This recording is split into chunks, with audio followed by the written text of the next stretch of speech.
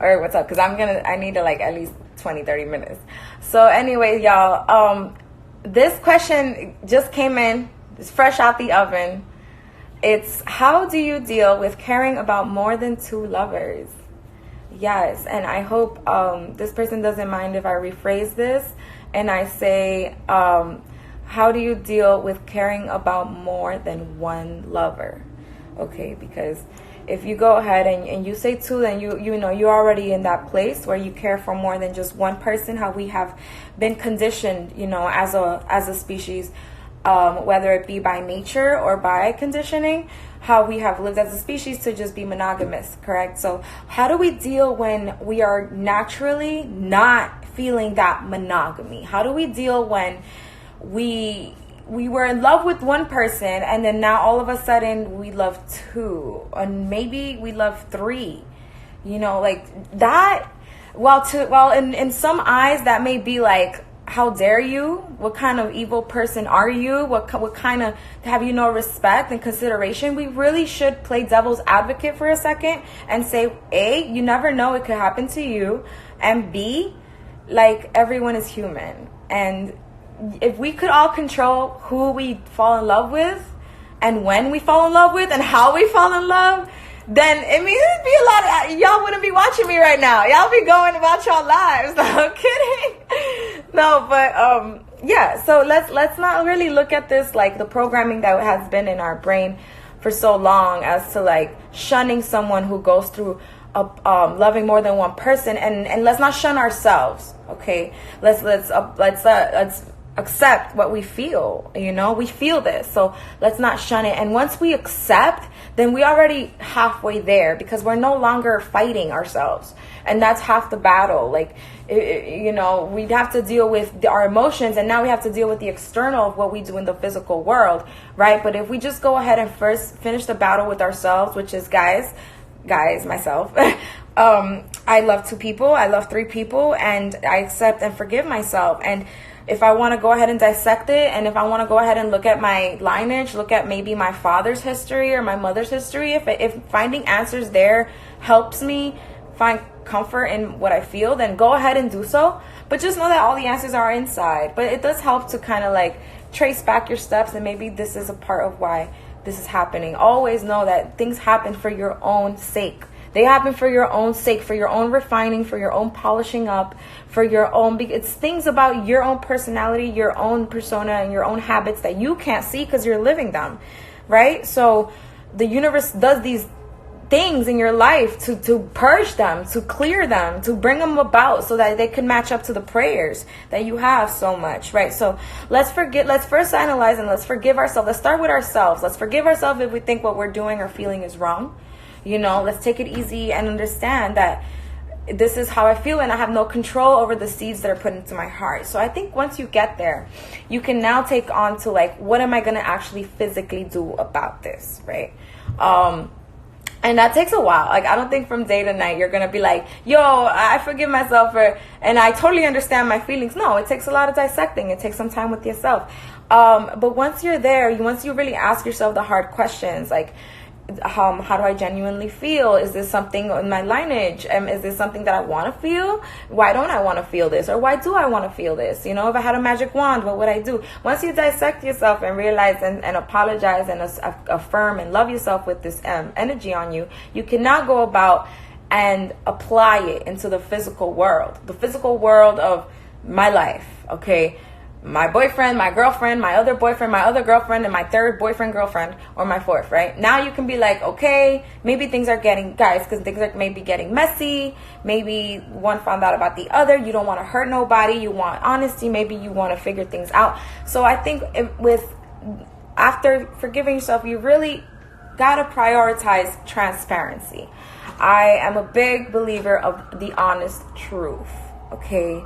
Because I am a big believer that anything you lie about, you fear. Anything you lie about, you fear. You're just fearing, because you wouldn't be lying if you were confident, right? So anything stemmed in fear is bound to die. I just am a big believer of that. It's just in nature for creation to like live off of life and not this stagnancy of fear, right? So if I gotta lie, if I gotta go around lying, I am stopping my own progression emotionally and physically with everybody. Because and let's not even get into karma, because the universe doesn't want you to lie. The universe wants you so bad to live in your truth. The universe, God, creation, life in general, your own spirit, whatever you want to call it, it just wants you to live in your truth. It wants you to be you as it has created you, right? And if you love two people, guess what? It is you. And the only thing getting in the way of you living in your truth is yourself, and you're battling it, right? Because, so I always tell people who like to be with, I'm not saying you like to be with, but there are people who enjoy being with more than one person. I always tell them to never feel wrong for what they feel, but to find others with like-minded intentions, because there are others who like to be with more than one person freely, right? And transparency is what gets you there. You cannot manifest the life you want with these desires hidden away. They got to kind of come out and be shown. If not, you're just living in a circle of like regret and inner resentment and desire that's not being fulfilled. And so therefore you're stagnant in your own energy. So let's prioritize forgiving ourselves, loving ourselves. And then number 2, living in transparency. Be transparent. It's not easy. It's not easy only because of fear of rejection, of loneliness, of people are going to look at me like XYZ. And all these things they are bound to change. Like, they are literally bound to change. So what is there to fear, right? I feel like you should really prioritize transparency. I don't want you living in this cycle every day of like, who do I love? What do I have to hide? What do I have to lie about? How can I get out of this? And then not only that, but it's like you can live this truth if you just honor it. Okay, so I feel like it's not a day to night type of thing. It's not, but it's definitely something that can be achievable if you just practice fearlessness. Okay, and this is all happening for a reason. Now you can take that route, or you can keep lying or keep hiding, and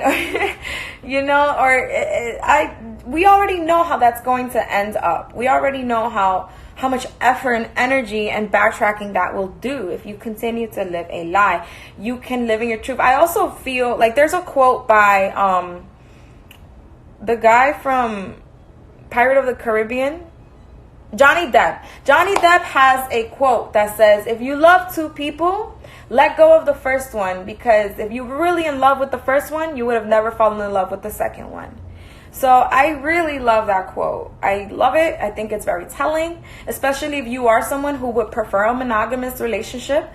Believe that if you were really in love with that one person, the first one, if you were really enthralled and your heart was really set on it, the second one wouldn't have come up and awakened and conflicted, right? I think it's about honoring your truth and, not letting guilt be...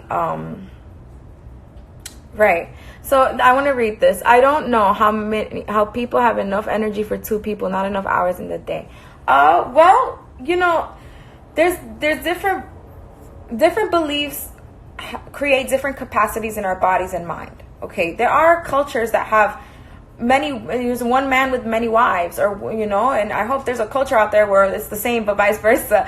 But it's because of one beliefs. Like if you the capacity to entertain or even carry the energy of more than one person only is parallel to how much you believe you can handle that and how much you would want to handle that, I feel.